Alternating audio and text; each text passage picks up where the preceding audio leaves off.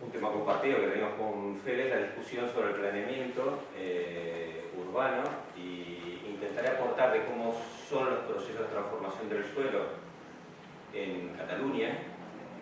Voy a hacer una primera salvedad y una primera precisión respecto al título de la convocatoria de la charla, que es más de alguna manera más dulce convocar de la experiencia de Barcelona, pero me referiré a lo que es el proceso de transformación del suelo en Cataluña, de manera genérica. Es decir, no voy a pasar fotos de la Sagrada Familia. Es una charla que tiene un contenido técnico, eminentemente técnico, con lo cual agradezco la presencia de todos, espero no aburrirlos, pero me interesaría entrar y me interesaría de alguna manera poder compartir con toda la gente que trabaja en el planeamiento urbanístico, y de alguna manera voy a explicar cuáles son las herramientas que utilizamos nosotros para transformar el suelo así en Cataluña. Si es pesado, y pasamos la foto de la Sagrada Familia, me lo dicen educadamente, y pasamos algunas fotos. Pero me interesaría más que nada compartir, no de manera unidireccional en los contenidos de cómo se hace allí, sino para poder establecer un análisis comparativo de todas estas herramientas, cómo se puede utilizar aquí, que me parece lo más importante. A partir de entenderlo, por eso en principio explicaré cómo se hace, para después ver qué puntos en común y qué elementos, de alguna manera, pueden servir para aplicar aquí en la herramienta. Previamente quería explicar, más o menos, para situarlos, quién soy. Se explicaron. Guillermo García, yo estudié de Bahía Blanca, estudié aquí en el Colegio Industrial, luego me recibí de arquitecto en la Universidad de La Plata, y inmediatamente, no por cuestiones ni políticas ni económicas, decidí viajar porque mi deseo era el viaje, y terminé por cuestiones del destino en Barcelona, siendo a colaborar con el Nolo Ferreira inicialmente. Con el cual mantivimos una trayectoria hasta nuestra última obra, que fue el Estadio de La Plata, que fue el concurso que ganamos y que se ejecutó desde aquí. Mi trayectoria en Barcelona, he estado los primeros años, de alguna manera, yo me fui a finales del 90 hasta el 99, trabajando en un despacho propio de arquitectura. Socio, entre una de las etapas compartí sociedad con el Nolo Ferreira y Joaquín Padró, que fueron con los que ganamos el concurso.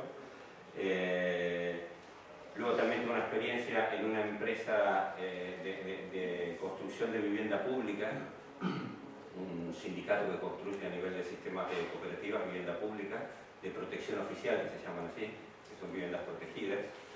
Y luego, a partir del 2002, comencé a colaborar primero como arquitecto externo y luego como de alguna manera como trabajador de la casa en el Incasol, que es el Instituto Catalán del Sol, que quiere decir Instituto Catalán del Suelo. Como sabéis, en Barcelona se habla catalán, no por capricho, sino que por parte de la cultura y de la entidad histórica de este pueblo, aunque todos los que hablamos catalán hablamos también castellano. Por eso veréis mucho. Bueno, este es el catálogo que tenemos en castellano. Este es el catálogo que simplemente quería explicar la experiencia, la dimensión que tiene esta empresa, que no es el contenido de la charla. Es decir, dentro de los puntos que iré tocando, seguramente cada uno de ellos da para desgranar y para profundizar. Me parecía más o menos explicar en qué consistía la empresa en que trabajo, porque es una empresa pública. Nosotros de alguna manera administramos, gestionamos y generamos el suelo, mayormente promovemos el suelo público y promovemos el suelo en aquellos sitios donde el interés privado no entra, de alguna manera para hacer la función de equilibradores del territorio. Entonces, aquellos sitios donde la iniciativa privada no llega y donde se necesita una promoción industrial o residencial, nosotros promovemos el suelo, hacemos políticas de vivienda o de transformación del suelo, y inicialmente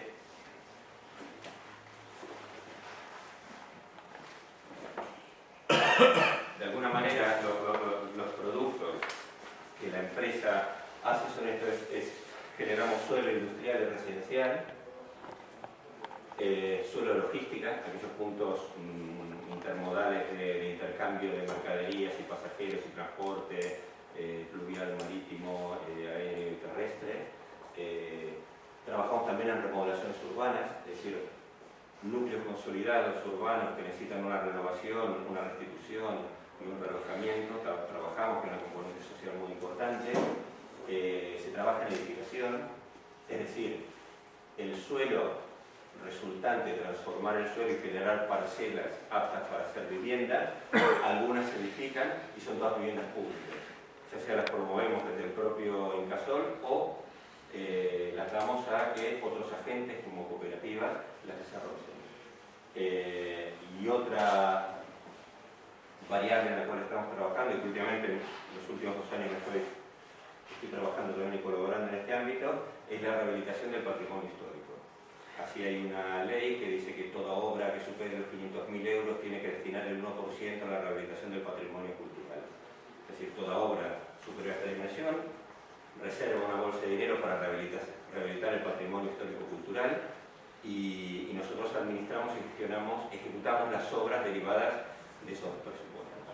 Rehabilitar, hay mucho patrimonio histórico-cultural en Europa, en particular en Cataluña, por lo cual en unas listas de prioridades vamos rehabilitando campanarios, iglesias, centros históricos, pavimentos, retablos, es decir, todo aquello que por prioridad e importancia se determine que se tiene que realizar.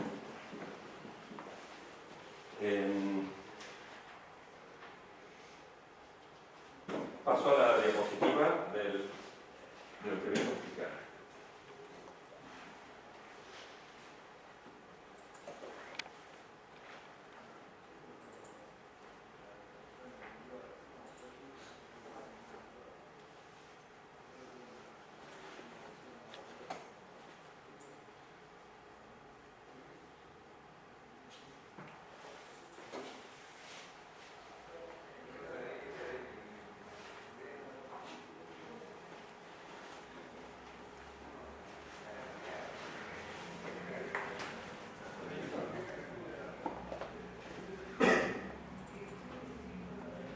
Las actividades que hago y también traje información. Bueno, de esto que les comentaba, traje un libro que quedará en la biblioteca del Colegio de Arquitectos,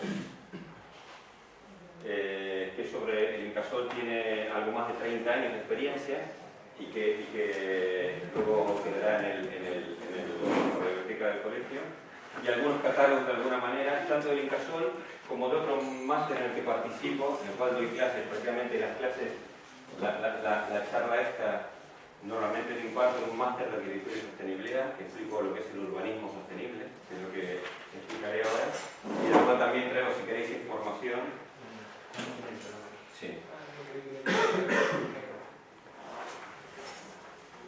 Por lo cual veo aquí a vuestra exposición todo este material que podemos compartir Eso con la crucita de arriba lo sabes. Todo derecho pago, ¿no? ¿Sí? Sí, Este es el contenido, de alguna manera, de lo que voy a explicar hoy.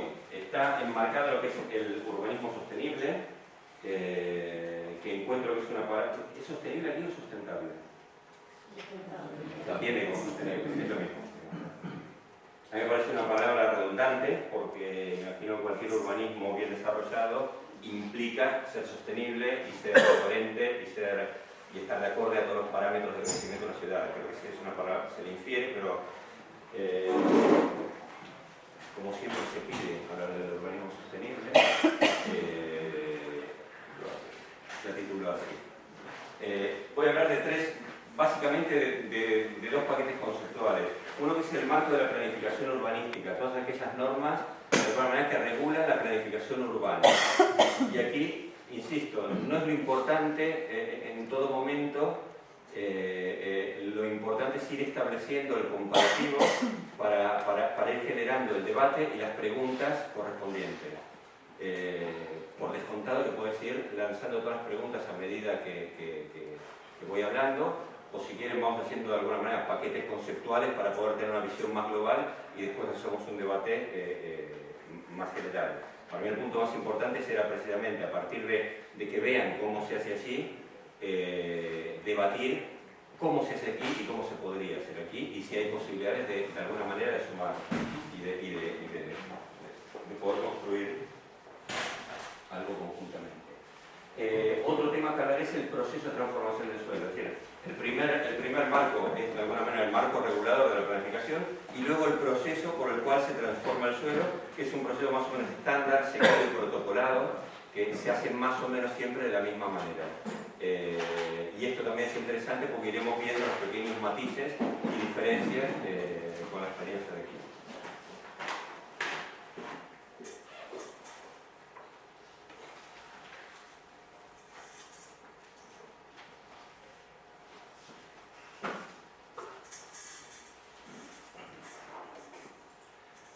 La planificación urbanística. Nosotros tenemos un marco legislativo, de alguna manera está regulado el ejercicio del planeamiento del urbanismo por una ley que es la ley de urbanismo y un reglamento que de alguna manera desarrolla o explica cómo desarrollar todas las pautas que marca la ley de urbanismo. La propia ley de urbanismo define qué es el urbanismo sostenible, y a partir de la propia definición comenzamos a ver una cantidad de elementos que, insisto, a nivel comparativo son muy importantes. Explica que el urbanismo es una función pública. Y este es el primer tema que imagino que también aquí la potestad del urbanismo es pública, pero depende cómo, si vemos algunos desarrollos urbanos, vemos que de alguna manera está bastante mediatizada por la presión privada, por intereses que no tienen que ver con el bien común, sino con el interés particular. Entonces aquí no empiecen a disparar todavía. Pero sería un tema de debate interesante, el marco, digamos. Esto no es solo una definición, porque seguramente aquí el marco legal, seguramente todos dicen lo mismo, pero la aplicación muchas veces es diferente. Yo creo que tanto la legislación urbanística de América Latina bebe mucho de las fuentes de la legislación urbanística española, con lo cual seguramente a nivel de texto puede ser muy similar, pero luego la aplicación de cada caso es muy particular. Y eso me parece que la excepción es lo que tiene la riqueza, lo que tiene la riqueza. Esto más o menos se hace ya, de alguna manera. El ámbito del planeamiento urbanístico es un ámbito estrictamente público, son las administraciones que acaban determinando cómo se ordena el territorio. Y una de las cosas que he descubierto, pues en la facultad, en lo que es el planeamiento urbanístico, tenemos poca formación, son 2 materias al final de la carrera, y descubrí la dimensión y el apasionamiento con el planeamiento urbanístico a partir de estar allá. Desconocía cómo se hacía acá, porque lo único que me llevé es la experiencia de las 2 materias que rendí, y así tuve la posibilidad de especializarme. Tuve 15 años haciendo arquitectura de edificación, y los últimos 15 años los llevo especializándome en un ámbito que desconocía absolutamente de qué iba el planeamiento urbanístico, y el cual me convertí más o menos en experto. Entonces, básicamente es una función pública y que aborda de alguna manera 4 ámbitos. Es la ordenación del territorio, es decir, dibuja el territorio, planifica sobre un territorio, dice dónde hay que crecer y de qué manera hay que crecer. Eso sería la ordenación. Una vez que ese suelo es existente, también tiene la potestad de transformarlo, de generar transformación de usos en esos tejidos que ha predefinido. Luego, una vez que existe, también tiene la obligación, el derecho de conservarlo, de mantenerlo, y luego también establecer la función de control. Como todo planeamiento, lo que está bien o está mal, tiene la obligación y potestad de controlar y de corregir todo eso que sea necesario. ¿Sobre qué espacio de alguna manera trabaja estos 4 conceptos? Esto lo podemos entender en sección, sobre el suelo, sobre el subsuelo, evidentemente el subsuelo inmediatamente inferior a la parcela, porque el subsuelo de alguna manera de yacimientos y a cierta escala ya no es potestad del planeamiento del propietario del suelo. Y los vuelos. Los vuelos es todo aquello que podemos hacer encima del suelo, que a veces son derechos, a veces son concreciones, edificaciones.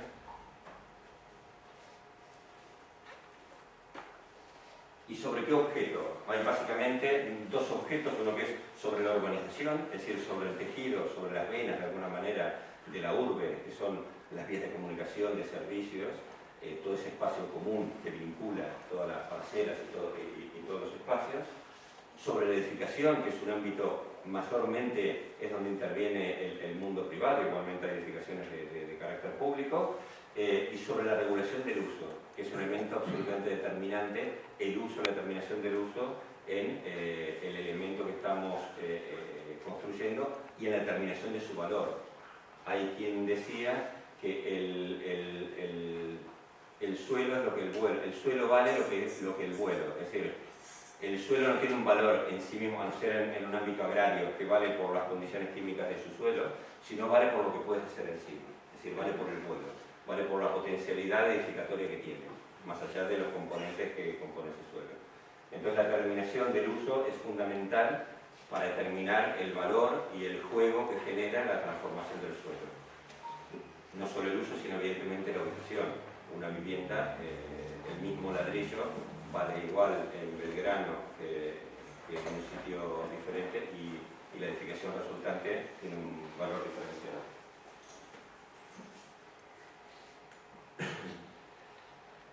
Estos son conceptos de alguna manera generales, pero no por eso menos importante en el sentido que, insisto, me gustaría que en todo momento esté el hecho comparativo, que se entiende como desarrollo urbanístico sostenible.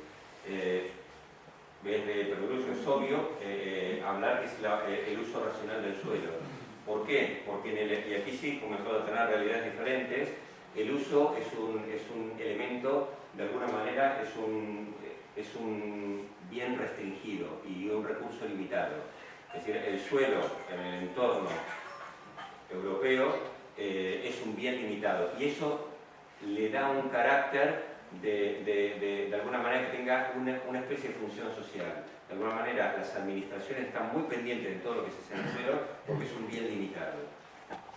Aquí de alguna manera contamos con una extensión que creemos infinita e inagotable de suelo y no le damos este valor y seguramente está mediatizada por otros agentes que de alguna manera determinan que se hace en ese suelo, aunque haya o no consentimiento con las administraciones.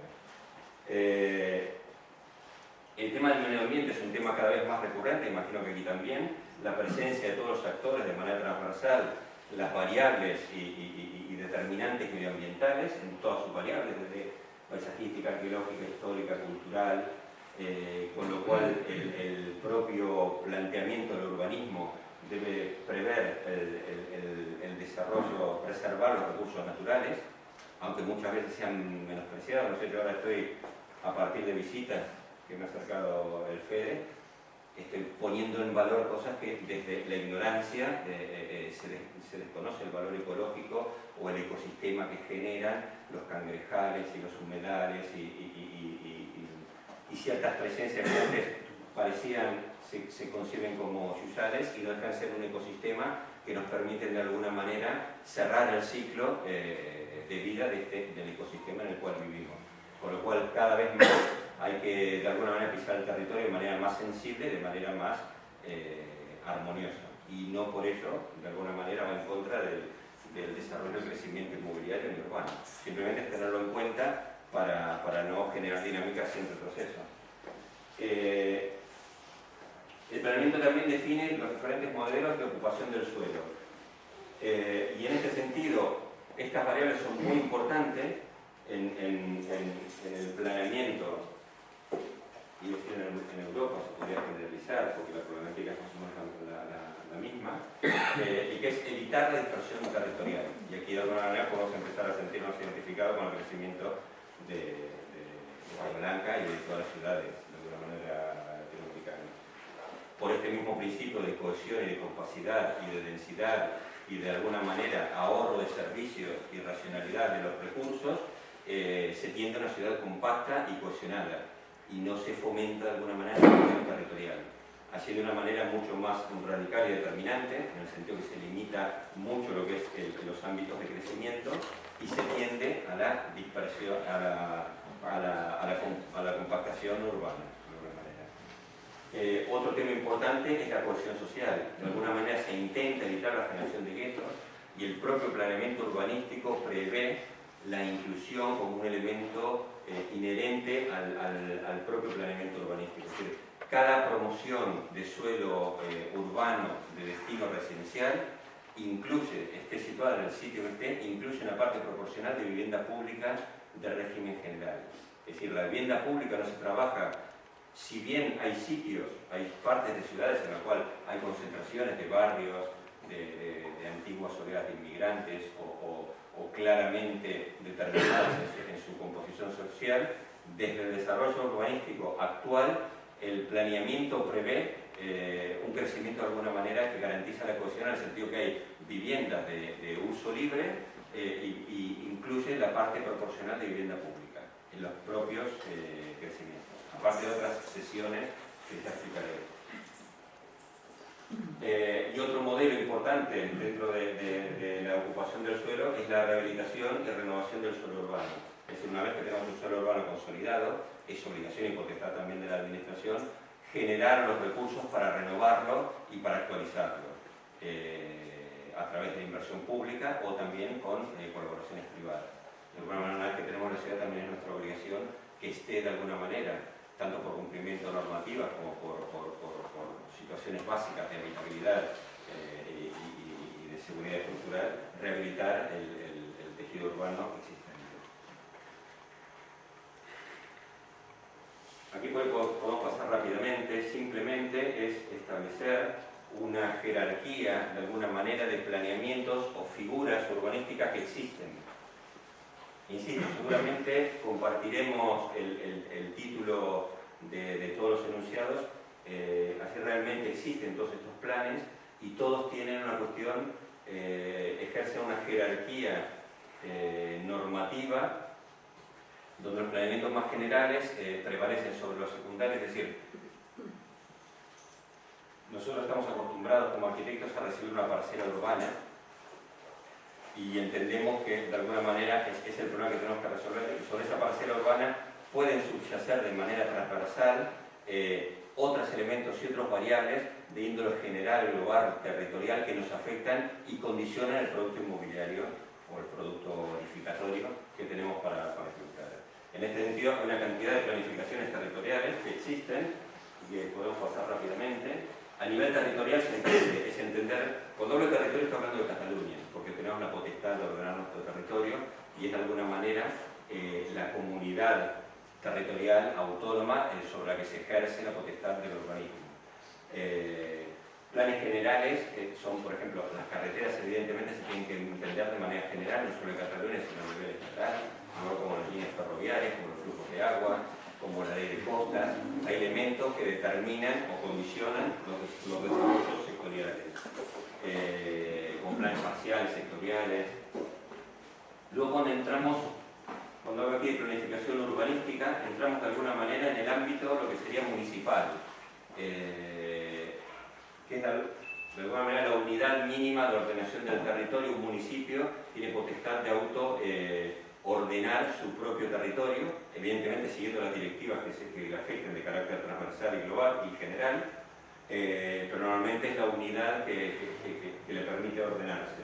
En ese sentido también hay todas estas figuras de planeamiento, primero de tipo general, es decir, que determinan pautas generales, modelos de crecimiento, densidades, usos, sitios por donde se crece y por donde no se crece,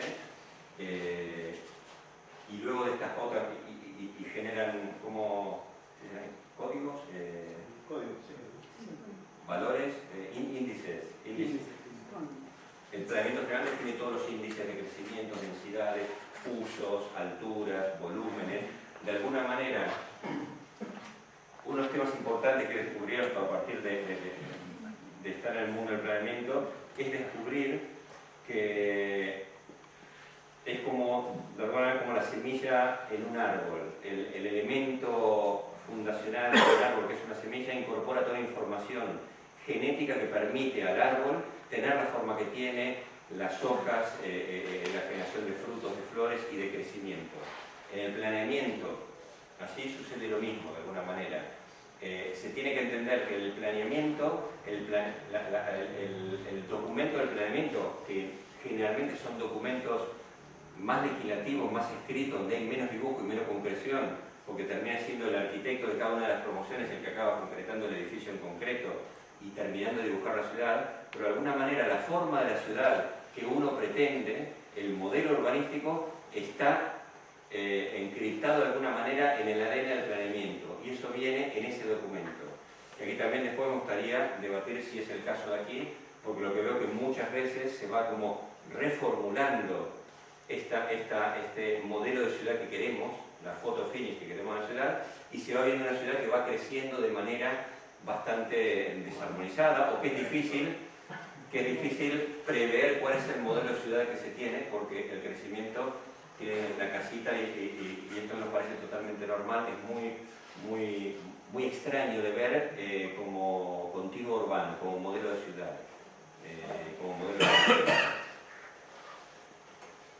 Pasado este ámbito de planeamiento general, tenemos los ámbitos de planeamientos derivados, que es aquella pieza que delimitas un suelo y dices, aquí va una promoción residencial o industrial o terciaria, y es el que acaba de definir la parcelación de cada uno de los, se sectoriza y se acaba de definir de alguna manera el gálibo, el envolvente y la forma de los edificios en concreto.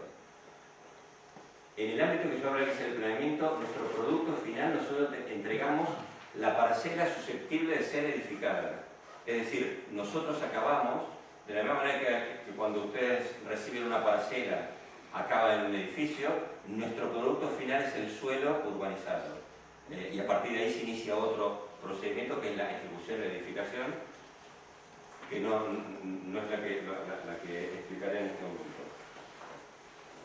Acá hay ejemplos que podemos pasar, ejemplos de planeamientos generales.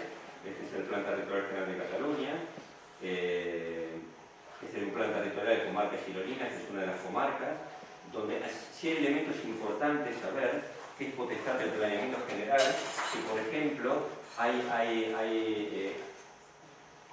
diferencia de aquí, yo siempre explico que aquí estamos en Bahía Blanca y a veces que nos vamos a hacer un partido de fútbol y un asado en Montehermoso que está a 124 kilómetros y en el medio hay casi nada.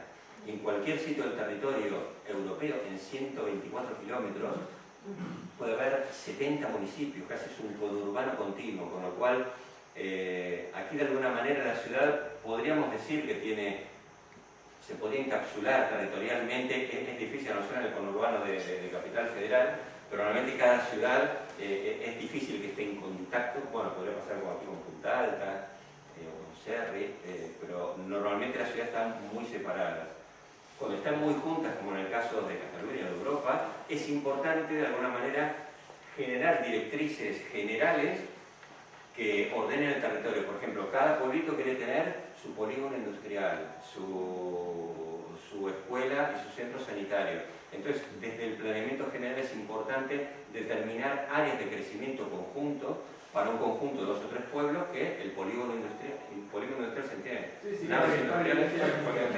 De alguna manera que no cada uno tenga el suyo con sus camiones y los aparcamientos, sino que de alguna manera se centralicen.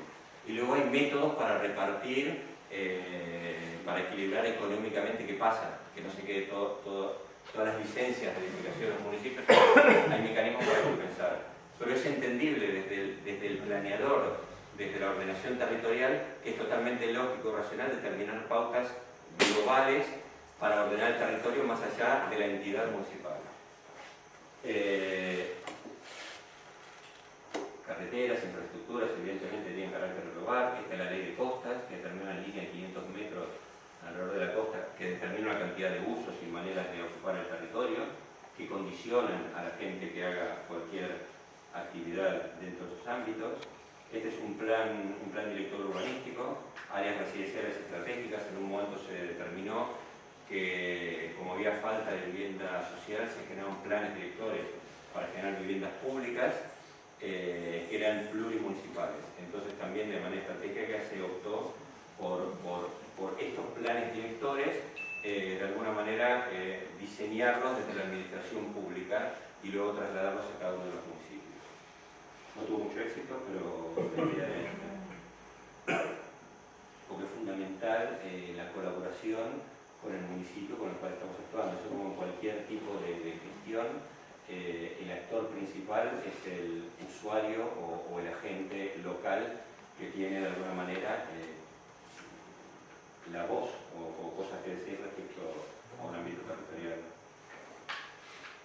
En cuanto a planes de ordenación municipal, municipal es el ámbito ya municipal, es la figura que regula un municipio. Esto puede empezar a servir como referencia a nivel de Bahía Blanca, es decir, cada municipio tiene un plan de ordenación urbanístico municipal, en el cual determina las áreas de crecimiento que tiene y los usos predeterminados. En este sentido, los elementos que hace este planeamiento es clasificar el suelo. Hay una gran diferenciación aquí entre suelo urbano y hasta ahora se decía no urbanizable. Ahora se está creando una nueva ley del territorio que intenta de alguna manera eliminar esta terminología, no definir las cosas por su negativo, por lo que no pueden hacer, sino por las potencialidades que tienen, pero bueno, todavía no entró en vigencia. Con lo cual podemos decir, este es todo un municipio de San Felipe de Guillons, y la mancha gris de alguna manera es el suelo urbano delimitado, y claramente hay una delimitación en lo que es campo y lo que es no campo. Hay unas manchas que corresponden a otras épocas. Aquí ven todo esto de la Costa Brava, son esas imágenes paradisíacas que llevan los acantilados al agua con una agua transparente, fantástica. Y entonces se han generado urbanizaciones. Digamos, Sí. lo no urbanizable sería lo rural. Sí, sería lo rural. Lo no urbanizable es el... No por determinación de que no se puede urbanizar, sino sencillamente porque está fuera de un ejido, digamos. Sí, a ver, se define por la negativa. Es rara la definición, se dice esto no es ciudad, no quiere decir que no tenga actividades. Tiene actividades inherentes al suelo rural o no urbanizable. Hay actividades rurales, actividades agrícolas, hay ciertas actividades en el suelo rural que se pueden hacer, los campings se pueden poner en suelo no urbanizable. Sí, iba a ser algo que es bastante, está bueno lo que estás diciendo, porque el precio está en lo que es el suelo urbano, el suelo periurbano o regional, que tiene otras características que lo estamos viendo también en cómo está dividiendo la fragmentación del derecho que regula cada sector. Bueno, por eso divide el urbano por un lado, lo regional por otro, con su misma reglamentación. Si hacemos base en el territorio urbanizado, tiene su reglamentación, eso es importante destacar. Comparar esto no deberíamos solamente que se normaliza con el tema de lo que es el periurbano. ¿Sí? Tiene una norma diferente. Lo que sí está bueno destacar esto que está diciendo. Aquí claramente se ve, ¿lo ves más o menos? ¿Esto está enfocado, no? ¿O soy yo? Sí, sí. Bueno. Aquí se ve claramente, de alguna manera, que la voluntad, o de alguna manera el suelo urbano esto no quiere decir que se llegue con bloques de 10 plantas hasta el límite. Evidentemente hay muchos huecos urbanos dentro de aquí. Y aquí de alguna manera hay inercias, por ejemplo, herencias, había antiguas, lo que se llamaban urbanizaciones, que son barrios de casitas que se hacían de manera descontrolada, como aquí tenemos de manera casi regular, se hacían urbanizaciones exentas del tejido urbano, pero que es una figura que ya no se promueve, sino que hasta se ha hecho una legislación específica para regular e intentar reordenar lo que pasaba con estas urbanizaciones, porque evidentemente genera una dispersión territorial, una deficiencia de recursos, de servicios, tienen muchos problemas porque evidentemente al estar desconectado no conectas con el servicio de cloacas, tienes que ser depuradoras, tienes que verter en los ríos. Hay un costo enorme de este modelo de expansión urbanística. Entonces, naturalmente se intenta crecer en un ámbito consolidado. Y luego, dentro del mismo ámbito, hay ámbitos de reforma o modificación del propio tejido. Porque tienes un casco urbano de una estructura que tienes que, para sanearlo, tienes que redensificarlo, cambiar los usos y modificarlo para adaptarlo a la realidad actual. Con lo cual, todas estas manchas internas son planes, o que puede haber una parte del territorio que esté no desarrollada dentro del núcleo, o algunas que son motivo de conversión. Insisto, aquí el núcleo edificado está por aquí, es decir, tú vienes por aquí y ahora es campo. No es que se siga con una ciudad totalmente consolidada. Esta es una ronda que se hizo y de aquí para aquí de alguna manera tiene una estructura bastante agraria. Pero se ha previsto en el planeamiento que si se crece, se crecerá hacia este lado. ¿Qué problema hay en estos, digamos, en los ámbitos municipales? Que muchas veces los municipios crecían para donde el alcalde tenía los terrenos. ¿No? Entonces, eso se intenta regular desde la administración. Hay instancias en la cual el planeamiento tiene nivel de aprobaciones donde llega la administración pública en donde ciertos elementos pueden ser cuestionados y decir, esto canta, ¿no? Evidentemente. Entonces siempre el planeamiento termina aprobado a nivel de organismos, a nivel nacional de Cataluña, ¿no? Con lo cual puede haber iniciativas desde el municipio, pero que se terminan de alguna manera a otros niveles abordando. Por otra parte, digamos, cuando uno diseña la ciudad, no está, cuando hace la línea, abajo hay propietarios particulares y tú puedes determinar el crecimiento hacia un lado, pero tú no eres propietario de ese suelo, con lo cual puedes determinar relativamente el destino de ese suelo. Porque por ahí hay una persona con expectativas que ha quedado justo del otro lado de la línea y genera unos agravios comparativos que todo esto son jugadas de póker interesantes que existen.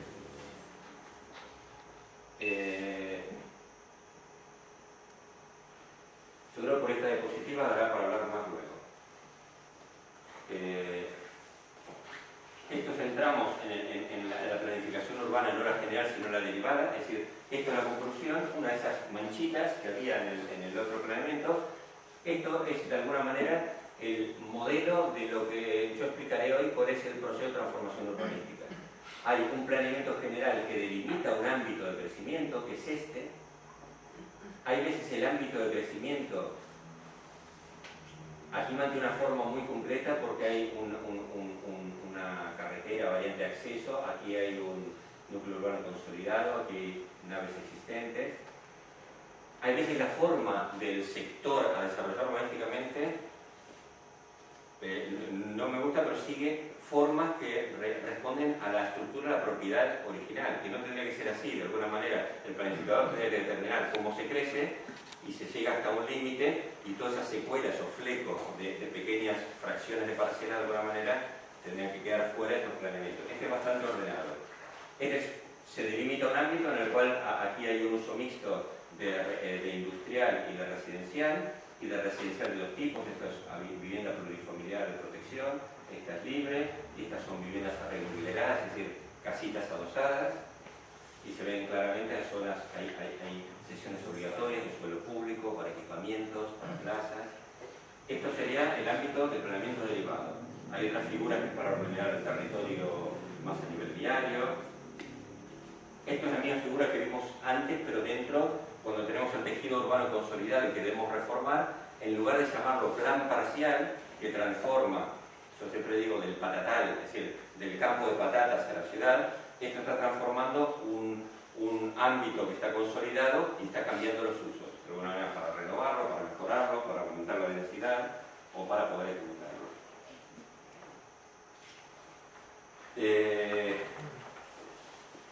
Esta diapositiva es muy densa, pero para la gente que esté interesada en algún momento la podríamos analizar, porque de alguna manera explica lo que es la formulación, tramitación y vigencia del planeamiento. Todo el proceso de aprobación de un planeamiento urbanístico está totalmente regulado, los diferentes niveles de aprobación. Se hace un avance de planeamiento y está desde la ley muy regulado todos los procesos de participación e información pública, es decir, en todo momento, en diferentes instancias de la evolución del documento urbanístico está regulado cómo publicitarlo y cómo garantizar de alguna manera que el futuro usuario pueda decir qué le parece este crecimiento urbano. Entonces aquí de alguna manera habla quién tiene la potestad de aprobar cada plan, los diferentes tipos de aprobación. Básicamente las aprobaciones de un planeamiento tienen una aprobación inicial, una provisional y una definitiva.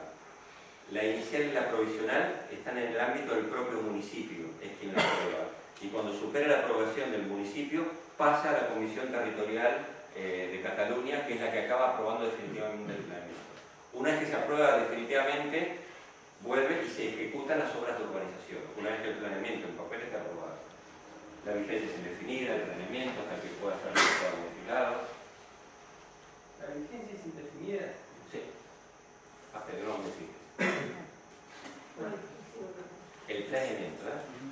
Igualmente hay veces que dentro del planeamiento también se determina el periodo de edificación de la edificación, pero si bien está regulado, su no cumplimiento tampoco está regulado cómo haces para garantizar que se ejecute. Es decir, Si bien hay veces te dicen las edificaciones tendrán que estar ejecutadas en menos de 6 años o 10, lo que sea, si no se ejecuta tampoco regula qué haces con eso. Pero por ejemplo, en algunas urbanizaciones vos vas habilitando la ampliación a medida que vayan cumpliendo cupos en sectores. Un tema es urbanizar, otro el planeamiento. Digo, hay un marco que es, para hacerlo gráfico, hay un tema que es papel, que es calificarlo urbanísticamente, que el papel dice, está aprobado, que eso tiene ese uso, y otro es la ejecución física, es decir, la urbanización, la ejecución de las calles, y que ahí ya sí determina una parcela. ¿Decías algo? Sí, me interesaba darte una mirada sobre Cataluña con respecto al país, ¿quién define los elementos principales? Si tenés una ley marco de territorio que regula España para que baje a las políticas para Cataluña, tanto económicas como territoriales, a ver cómo ese punto se articula con las decisiones que toma Cataluña para desarrollar después su territorio. Bueno, hay implantaciones de escala nacional que vienen determinadas, por ejemplo, a nivel de infraestructuras, tranvías, el AVE, el tren de alta velocidad, el tema de puertos, el tema de aeropuertos. Hay ciertas infraestructuras que vienen determinadas desde el Estado y es el Estado quien las determina. La pregunta era, España como país tiene su ley marco general de territorio donde regula su futuro económico, su futuro territorial y después lo baja a Cataluña. ¿Eso es así? Sí, lo que pasa es que esto, cada autonomía, no sabría precisar el claro, grado de autonomía, pero cada autonomía tiene un grado importante de autonomía de determinar y de precisar sus propios crecimientos y luego le rinde cuentas al Estado.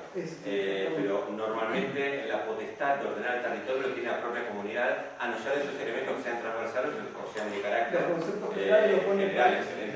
Si pasa el AVE no se le pregunta a la gente por dónde quiere pasar, se determina de alguna manera desde la centralidad por dónde pasa y pasa, por los aeropuertos, los puertos y algunos temas estratégicos de nivel claramente estatal y hasta europeo.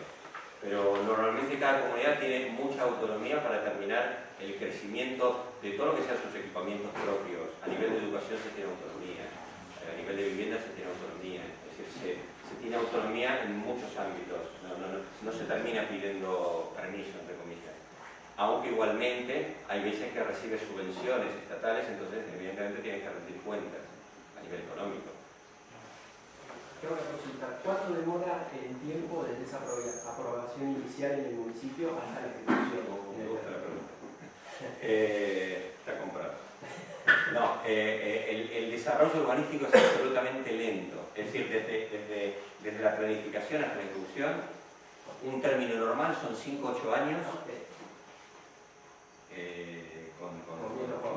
Sí, contento.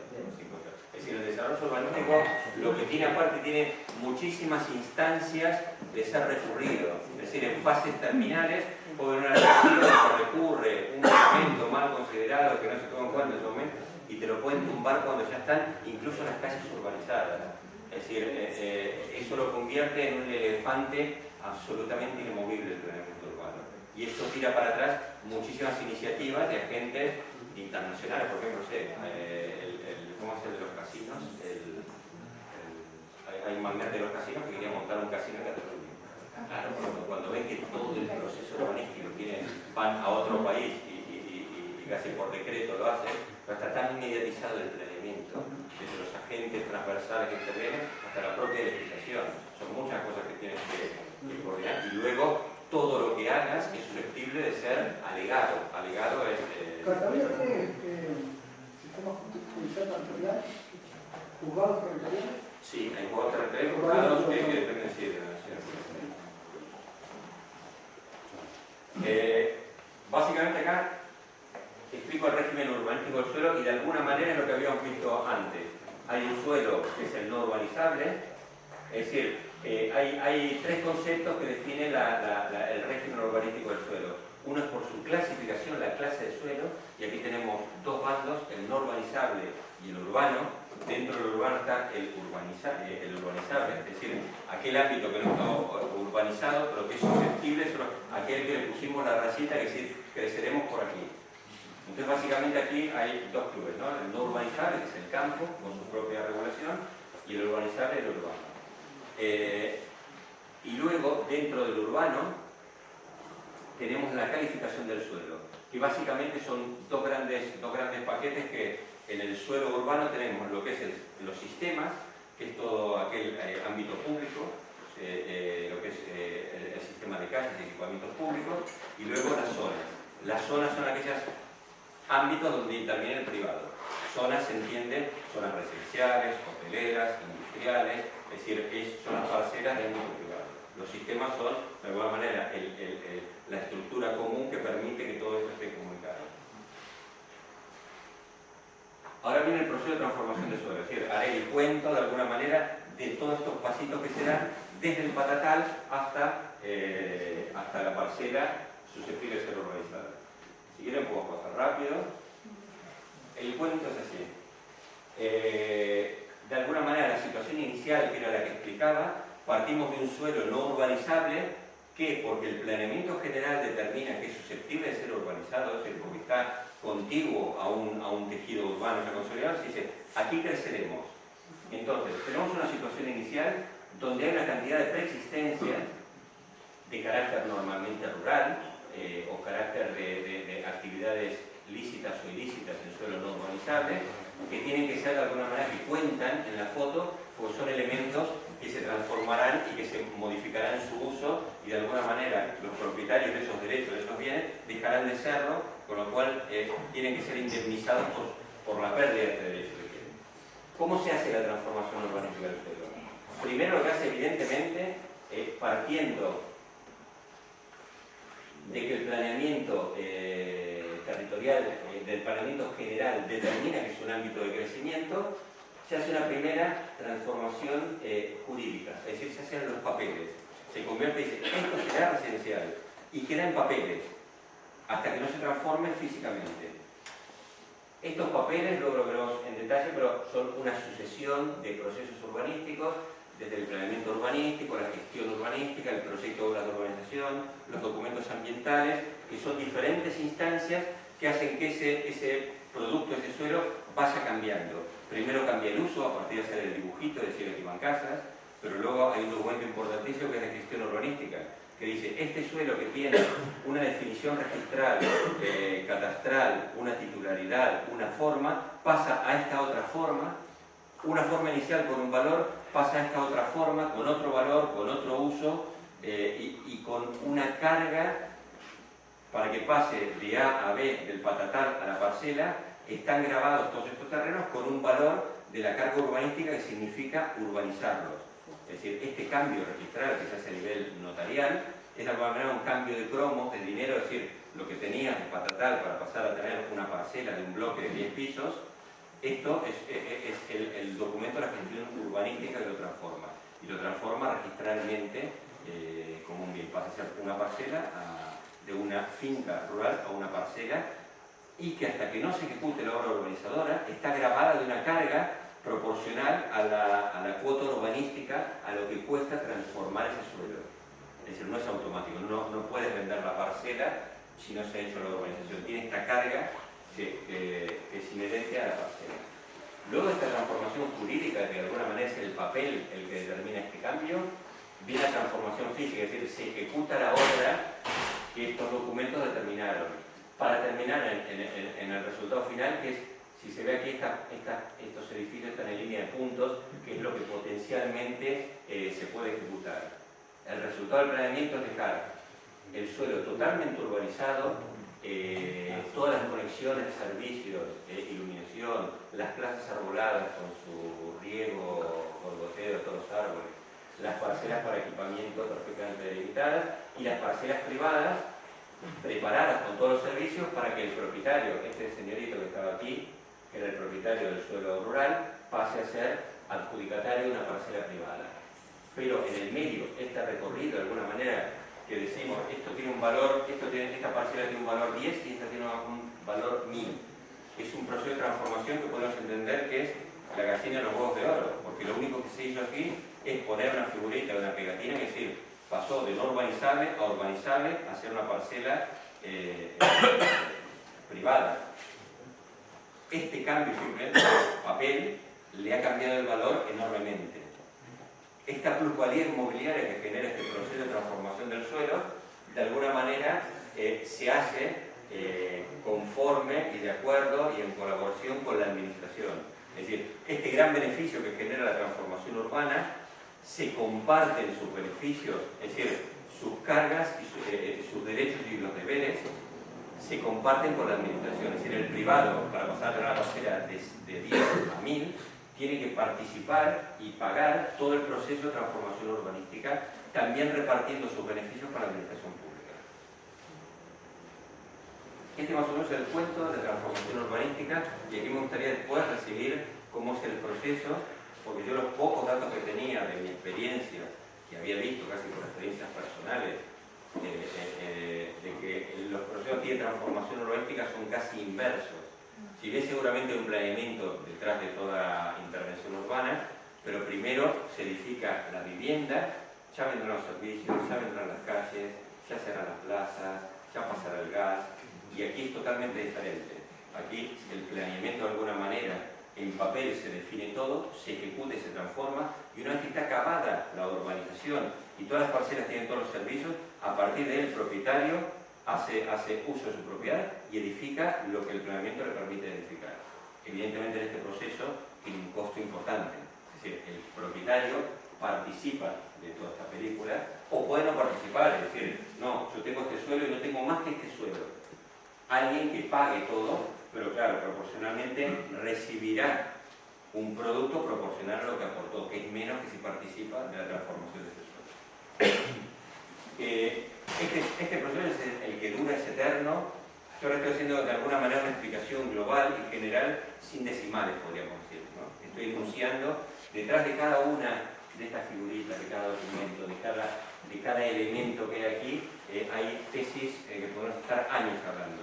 Con lo cual iremos entrando en el nivel de detalle o en el nivel de decimales que quieran, pero es una complejidad. He intentado explicarlo de una manera bastante gráfica, pero detrás hay una complejidad registral de derechos, de deberes, de pagos, de cuotas, de procedimientos, que es muy complejo. Aquí de alguna manera, este es el esquema de transformación, hay documentos que regulan cada uno de los procesos, y cada proceso de alguna manera podríamos decir que está regulado por diferentes normativas y leyes y marcos legislativos. Aquí es lo que hablamos en un momento, que hay el ámbito de determinar dónde se crece, de qué manera se crece, es un ámbito claramente de iniciativa pública, donde no interviene el privado. No es que no intervenga, evidentemente existe la intervención, la sugerencia de un privado, es decir, me gustaría poner un casinito por aquí, entonces la administración hace todo lo favorable para generar que eso se pueda producir, pero puede haber un enunciado privado, pero tiene que ser la administración pública quien asuma el liderazgo de la tramitación de esta figura urbanística, de este cambio de usos o lo que sea. Es decir, si bien puede haber, la iniciativa puede venir por parte de un privado que quiere promover o vivienda o polígono industrial o lo que sea, en tanto esté de acorde a los parámetros de crecimiento del territorio, es la administración quien asume exclusivamente esta potestad. A partir de este elemento, de la reacción, todo esto que vemos aquí son reacción de proyectos de urbanización, de gestión urbanística, proyectos de reparcelación, de planes parciales, de edificación. Todos estos donde intervenimos, digamos, nosotros como arquitectos. En todos estos documentos, los dos primeros intervenimos, este es el proyecto de obras de urbanización, que interviene mayormente ingenieros, donde se calculan servicios, y luego hay un documento cada vez más importante, que son todos aquellos documentos transversales medioambientales que afectan al desarrollo urbanístico.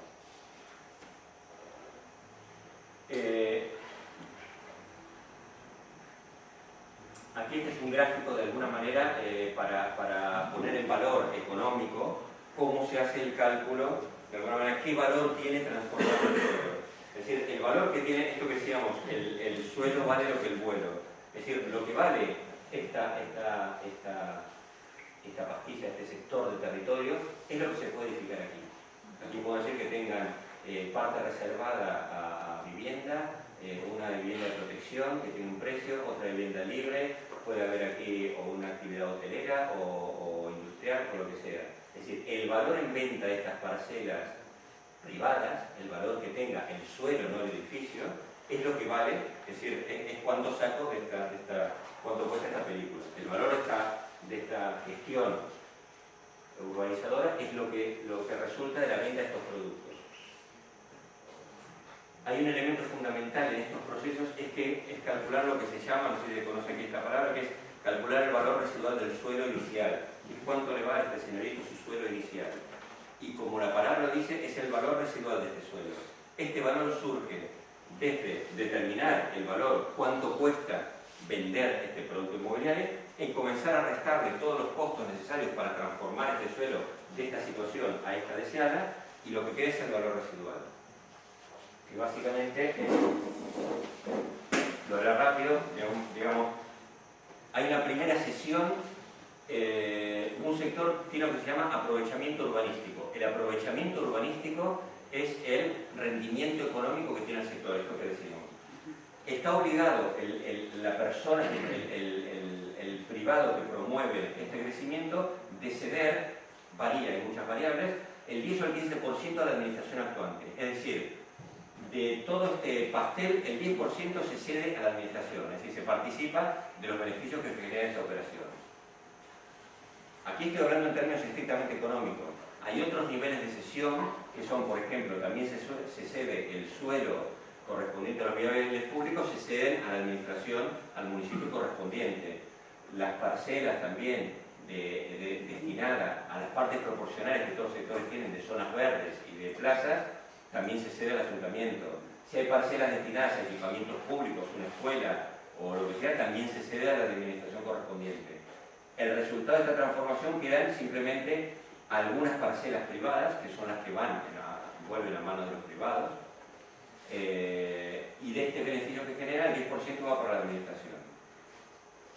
Hay una parte de beneficios, costos financieros, gestión de ventas y de rendimiento de todo este producto inmobiliario, que también de alguna manera quedan o son el costo necesario para desarrollar este producto. A partir de aquí descontamos costos fijos que corresponden de transformar este suelo. Hay un costo que son las obras de urbanización. ¿Cuánto cuesta urbanizar este sector? Estrictamente en máquinas, pasar canalizaciones, servicios, derribos. ¿Cuánto cuesta la redacción de todos estos documentos técnicos? Aquellos técnicos que han... Vamos a ver, las proporciones son reales, un caso real, digamos, la proporción de estos costos. Digo, la proporción de las manchitas son reales. Y luego hay otro costo importante, que son las indemnizaciones correspondientes del señorito este que tenía una plantación de trigo. ¿Cuánto recibe de indemnización? Porque deja de tenerla. La puede cosechar, no recibe nada, porque la cosecha ya no vuelve a plantar. Pero si tiene una fábrica que funcionaba y que era legal, hay que indemnizarlo. Si tiene una vaca que la tiene que trasladar, hay que indemnizarlo. Si era propietario de un árbol que aparte está catalogado, porque es un árbol centenario, hay que indemnizarlo. Si no se queda él con la propiedad en este modelo, si aquí no le queda el árbol en su propiedad, tiene que ser indemnizado porque deja de tener este bien. Toda esta casuística de las indemnizaciones también es un mundo apasionante, pero bueno, hay un costo que el propio sector, la totalidad de la comunidad que desarrolla este sector la tienen que pagar entre todos. Él mismo se paga su indemnización por su casa, porque de alguna manera se suman el dinero y se reparte entre los propietarios que luego reciben el bien. Lo que queda es el valor residual del suelo, que es el resultado de descontar residualmente el costo de su transformación. Este es el coste de transformación. ¿Qué pasó en la época de la burbuja inmobiliaria que explotó en España y que generó una crisis bestial y una recesión económica? Durante mucho tiempo el valor de los productos inmobiliarios no tenía límites, iba aumentando y la gente pedía y se pagaba, porque había líneas de crédito por 1000 variables. En su momento se desarrollaron sectores teniendo esto como expectativa y haciendo el estudio económico y financiero de una operación inmobiliaria teniendo estos valores. Pero luego, al caer en picado estos valores, se han hecho promociones que han llegado a esta instancia de planeamiento, es decir, en papel, y en el momento de ejecutarlas no se pueden ejecutar porque no se da cuenta de la venta de estos terrenos, que baja el precio real debido a la crisis, no pagan los costes de su propia transformación. Entonces esto ha generado un retroceso, un estancamiento de muchos procesos urbanísticos que estaban iniciados en fase aquí, que el propietario dejó de explotarlo, dejó de poder cultivar trigo, tener la vaca o vivir en una casa, se hace la transformación y queda en un stand-by porque no se puede ejecutar. Las únicas variables que se pueden modificar aquí es bajar el costo de las obras de urbanización.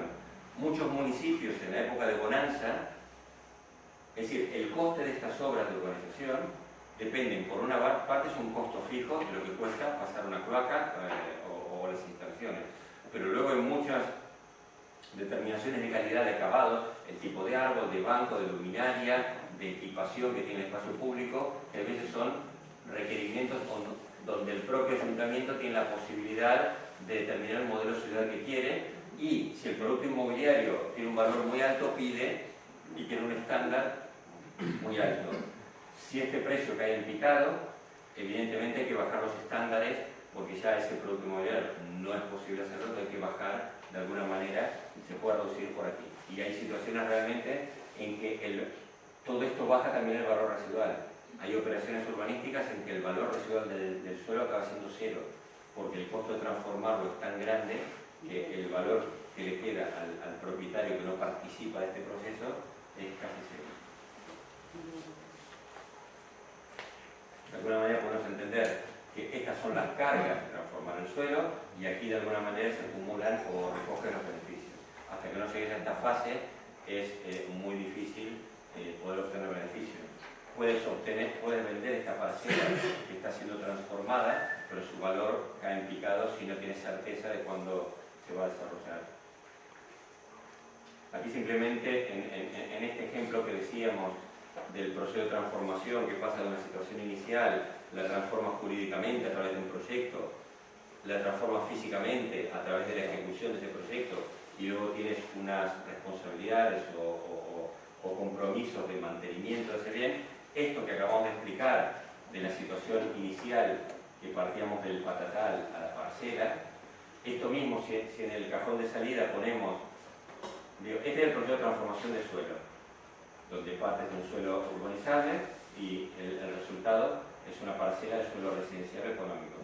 Si en el punto inicial ponemos la parcela susceptible de ser edificada, el procedimiento de alguna manera es el mismo y sirve hasta para hacer una tortilla de patatas, digamos. Tienes una situación inicial que analizar con unas variables, tienes un documento que es una receta que te dice cómo transformarlo y después la ejecución lo ejecutas, lo transformas y tienes unas responsabilidades, una cantidad de obligaciones de su manutención, venta, garantías, etc.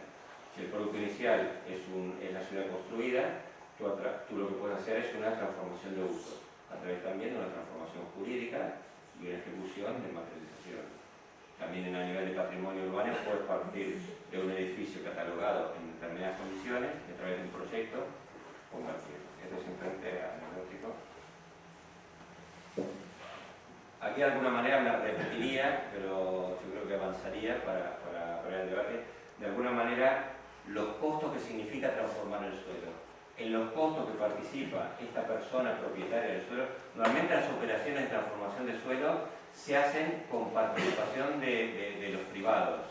Es decir, es difícil, a no ser que sean por la vía de expropiación, en casos muy contados, pero normalmente se cuenta, aquí aparece una sola persona, pero normalmente son suelos donde la composición de la propiedad es muy compleja, muy diversa, muy dispar. Entonces siempre estos procesos de transformación se hacen de la mano por el privado. Nosotros como Incasol, que actuamos como administración actuante, muchas veces nos llaman para liderar este proceso, entonces nosotros nos encargamos de garantizar que este proceso se lleve a cabo, porque si no, otra manera de hacerlo sería que todos los propietarios se pongan de acuerdo y lo hagan de manera cooperativa, hagan este desarrollo. Pero en estos casos, piensas de que un propietario no quiera participar, otro que no tiene dinero, y de alguna manera no se pueda transformar, no se pueda hacer este ejercicio. Cuando intervenimos como administración, al menos tenemos la garantía, el respaldo de poder garantizar llegar hasta el producto final. Por eso muchas veces lideramos estos procesos. A cambio recibimos ese famoso 10% de aprovechamiento urbanístico. Es decir, recibimos la parte proporcional de una parcela de uso industrial, de uso residencial, que siempre se destina a la promoción de la vivienda pública. Es decir, no puede hacer la administración con la venta de esta parcela lo que quiere, sino que va a un fondo destinado a la promoción de la vivienda pública, ya sea de venta o de alquiler. Estos son los costos necesarios. Aquí he separado de alguna manera gráficamente lo que es el suelo del vuelo. El suelo tiene un valor derivado a su condición, normalmente el valor del suelo es unitario, por las diferentes casuísticas que puede tener ese suelo, y el vuelo son todos aquellos elementos que están sobre el suelo y que son susceptibles de ser valorados y indemnizados o no. Hay algunos que sí, otros que no. Una cosecha, si llega a cosecharla, no se indemniza. Atrás de cada uno de estos dibujitos hay una casuística apasionante para quien se apasione y interesante, que pasaremos por alto. Hay otro coste que es necesario para transformar el suelo, que es la redacción de los documentos necesarios que permiten transformar el suelo. Y esto puede ser tres grandes paquetes. El documento de planeamiento, que dibuja la ciudad que se quiere y define dónde van cada pieza arquitectónica y las calles, los equipamientos y las plazas. La gestión urbanística, que es esta de alguna manera que reparte las cartas económicas, que dice cuánto vale y quién paga qué. Este es el documento que de alguna manera es más jurídico, que pasa de la parcela inicial del patatal a la parcela resultante, que es una parcela unifamiliar aislada, con un aprovechamiento, con una edificabilidad, con un uso, con una altura, con una regulación. Este documento tiene un carácter bastante más jurídico. A nivel matemático es mucho más complejo porque son mega excel y de alguna manera entra la parcela rural y salen parcelas privadas. Y todo esto hay una cantidad de ecuaciones para garantizar esto que también son interesantes.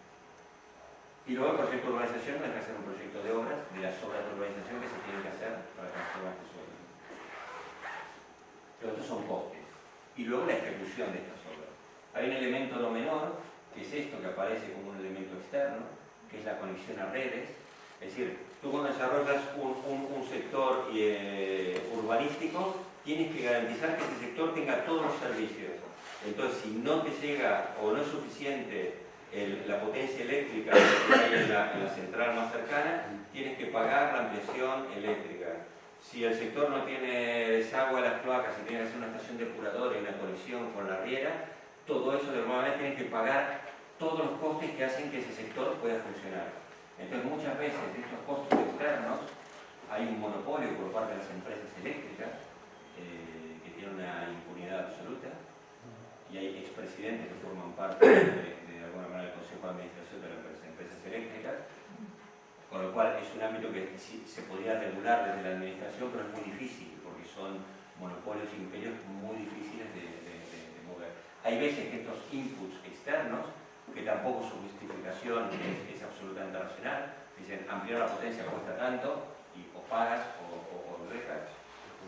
Entonces muchas veces tú puedes hacer un sector, haber calculado que sea racionalmente económico y rendible, pero te aparece un input externo que no tenías previsto y lo hace inviable.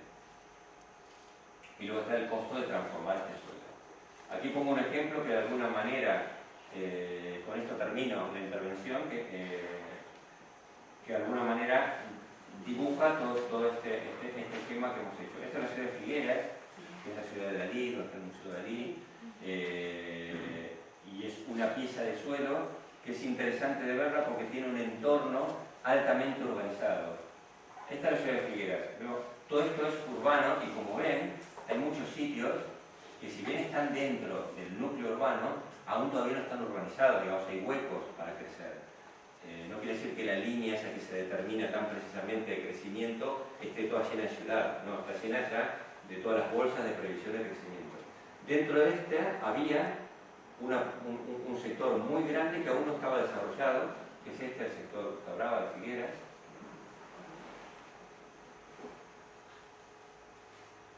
Ahora es estrictamente el sector, la estructura original del sector, aunque tenga un entorno totalmente consolidado, era claramente estructura agraria.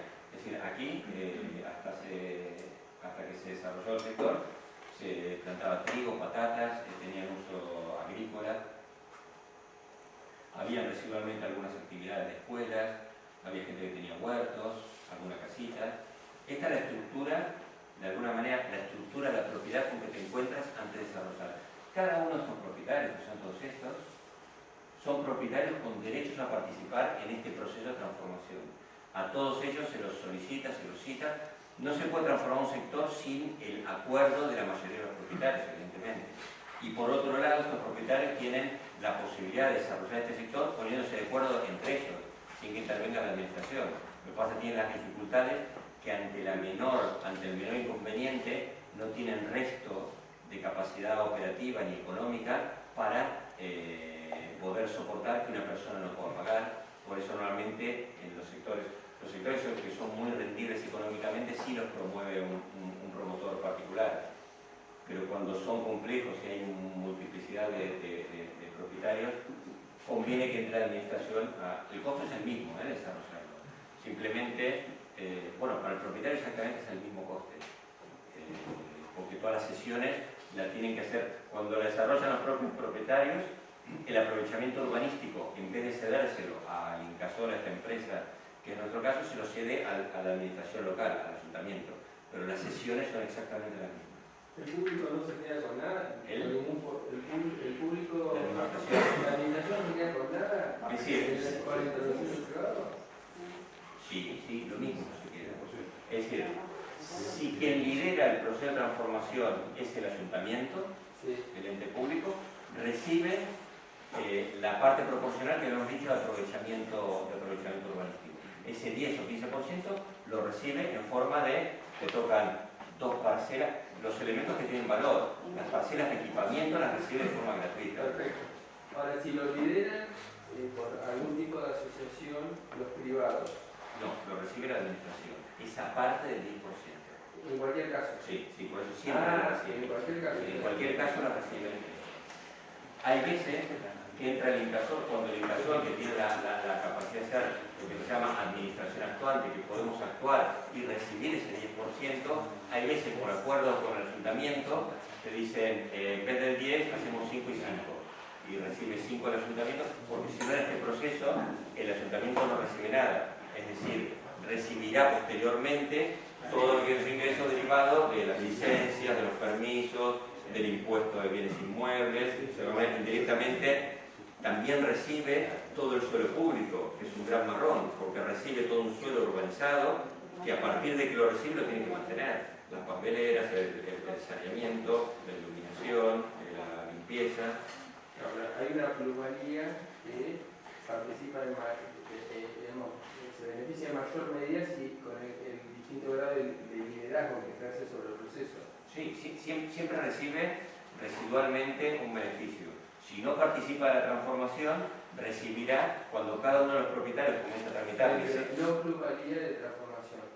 O sea, después es operativo, eso que lo recibe en cualquier caso. Sí, la plusvalía derivada de la transformación del suelo la recibe la administración que ha liderado el proceso. En este caso, si lo lidera el ayuntamiento, lo recibe él. Si entra un agente urbanizador como es el Incasol, lo recibe él. Hay, por ejemplo, un elemento imprescindible es lo que hablabas vos, de dar indicadores o índices. Sí. O sea, al dar indicadores o índices, ya con el solo, digamos, y no liderar, ya ahí debería capitalizar algo de cualquier manera. Totalmente, claro.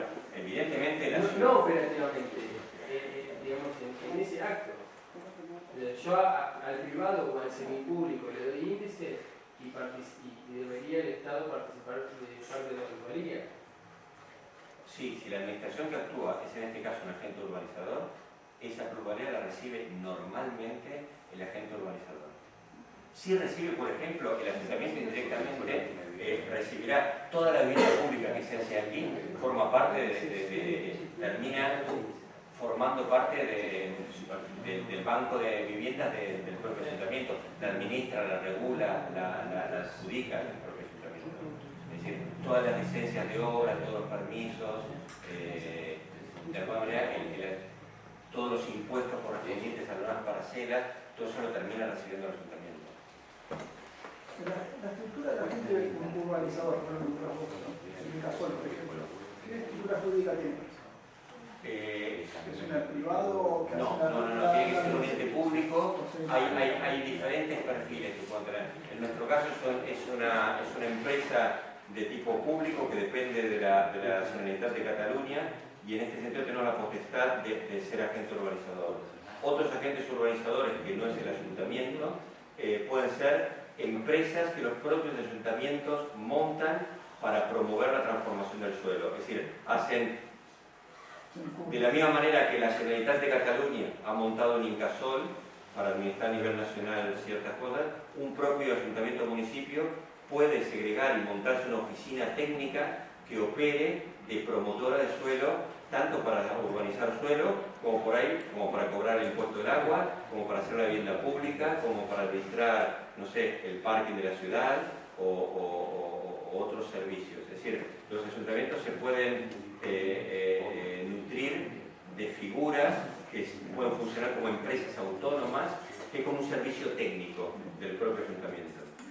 Entonces, que les puede servir para operar, o para los municipios grandes normalmente tienen estas agencias públicas, pero trabajan de manera autónoma pueden trabajar autónomas del ayuntamiento, tienen sus empleados propios, su organigrama.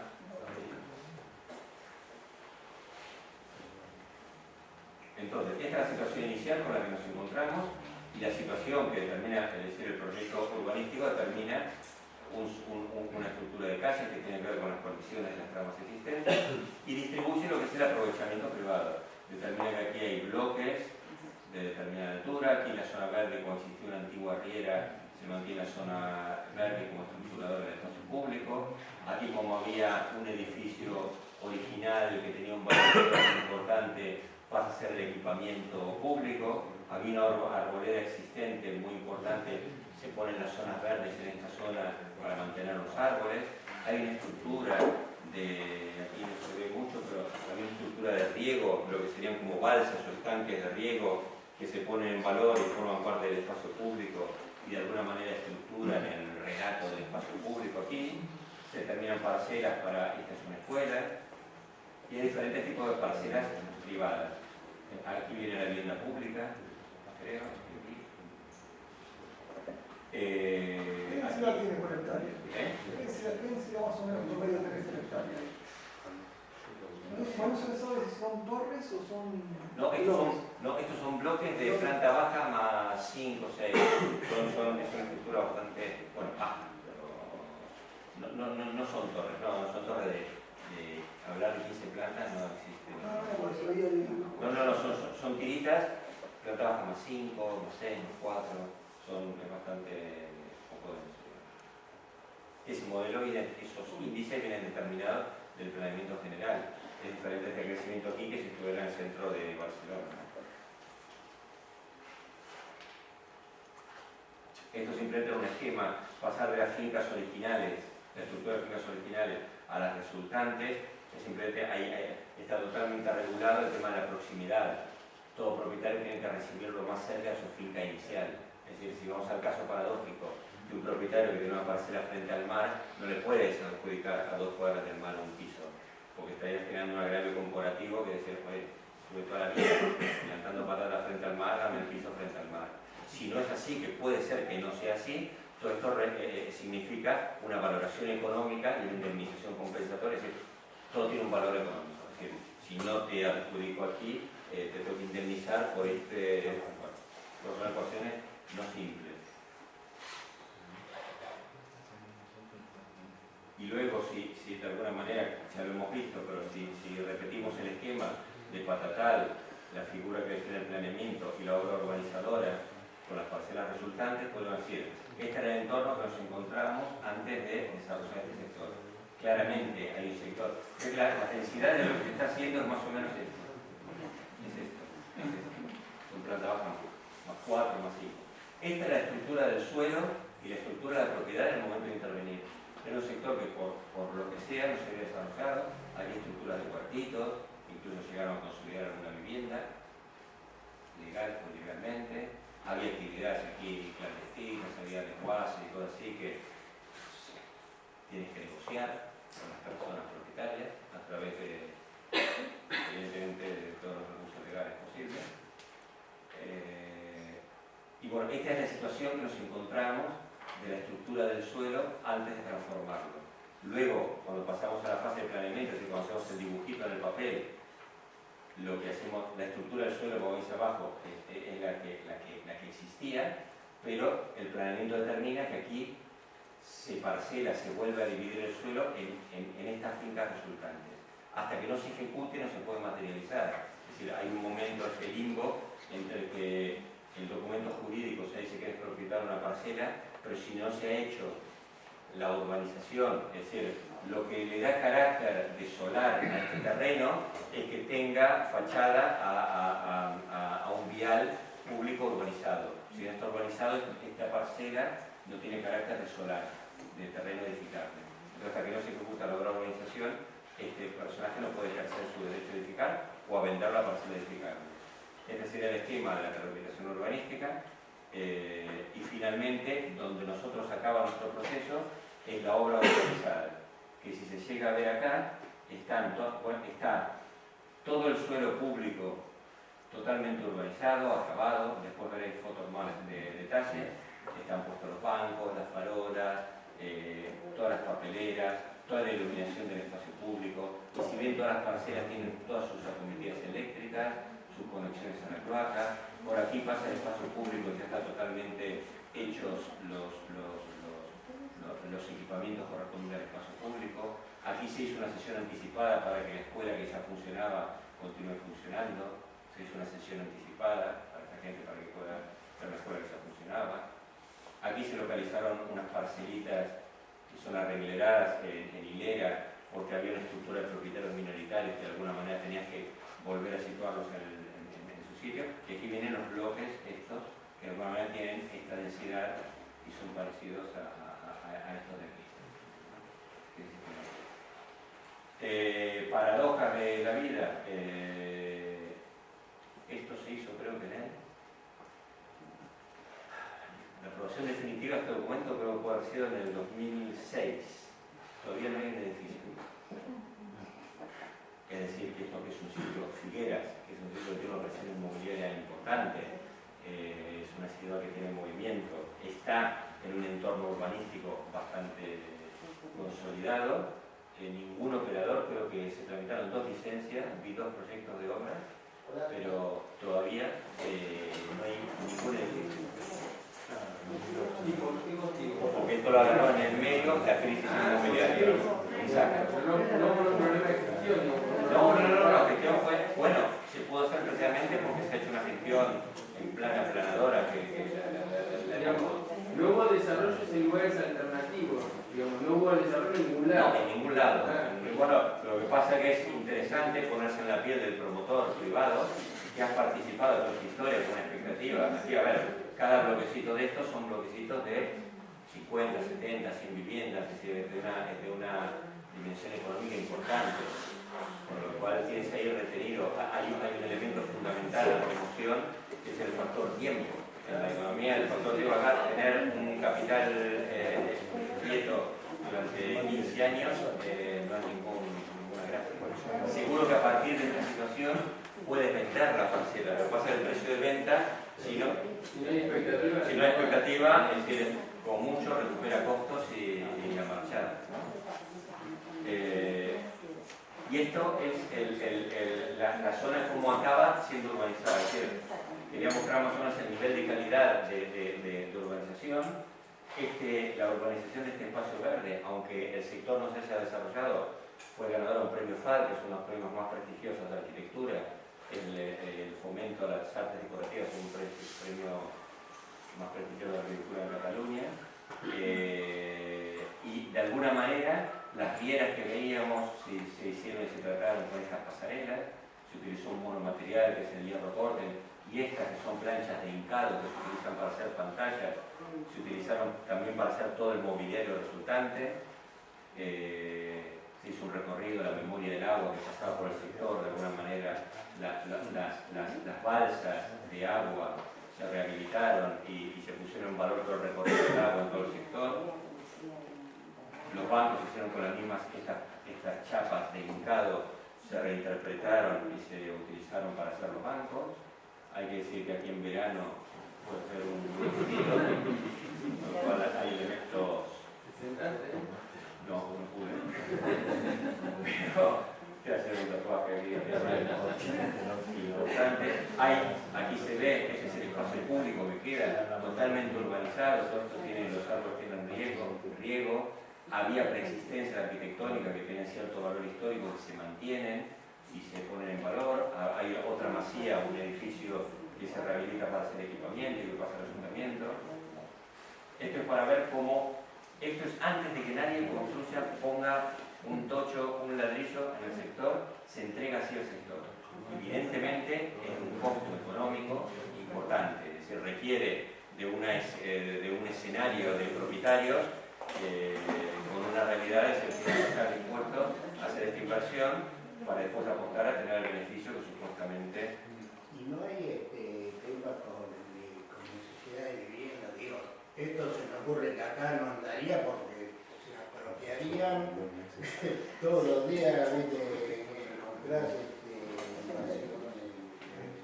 De suelo, no. de suelo, No, suelo no. Si tenés algo de infraestructura encima armada, no que ha habido ese parque, ¿cómo se llama? Ese plan de... No es una infraestructura. No es infraestructura. No, Bueno, pero si te ojalá un asentamiento, 10 años, sí, ojalá un asentamiento encuentre esto, pero no es la situación social claro, por eso te digo, de necesidad, es decir, estamos a años luz, digamos, los colectivos desfavorecidos de alguna manera se intentan atender desde la administración con programas de vivienda de diferente nivel de necesidad y de alguna manera no se producen aquí los asentamientos entre comillas ilegales que puedan considerar. No es una casuística a ver aquí. Sí puede pasar que edifiques y que te sea ocupado el edificio, porque hay presión en cuanto a la ocupación ilegal, pero más o menos no es un riesgo a tener en cuenta porque la situación es radicalmente diferente. Aquí, ¿no? Los colectivos desfavorecidos están mayormente atendidos o canalizados por otras vías de políticas públicas, de vivienda, de asistencia social. Es decir, este sector prevé vivienda pública. Y si en el municipio hubiera necesidad imperiosa de desarrollar vivienda pública, lo primero que se harían aquí se promoverían los edificios de protección oficial, que se llaman. Y se promoverían, y hay todo un proceso de adjudicación por prioridades, por necesidades de estas viviendas. Aquí simplemente ha habido un último esquema de alguna manera este juego de los arquitectos que pasamos de la maqueta a la realidad y simplemente he hecho una superposición desde la maqueta arquitectónica de cartón a lo que determinaba el planeamiento en papel, de alguna manera es el ordenamiento del planeamiento y la obra urbanizada como queda. Y esto de alguna manera es lo que quería explicarles cómo es el proceso más o menos estándar, el proceso de transformación urbanística del suelo. Y eso puede despertar. Y muchas gracias.